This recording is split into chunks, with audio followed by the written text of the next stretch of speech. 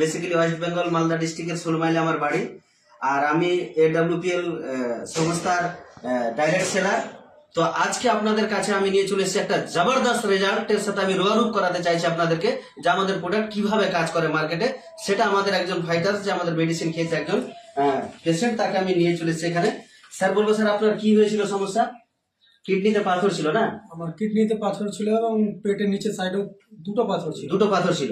এবার সেখানের জন্য আপনি বাইরে চিকিৎসা করিয়েছিলেন, 1 মাস মেডিসিন খেয়েছেন, তাই তো? জায়গায় 1 মাস খেয়েছি। তারপরে আমাদের এখানে এসে 2 মাস মেডিসিন খান, আর এখন ভালো আছেন।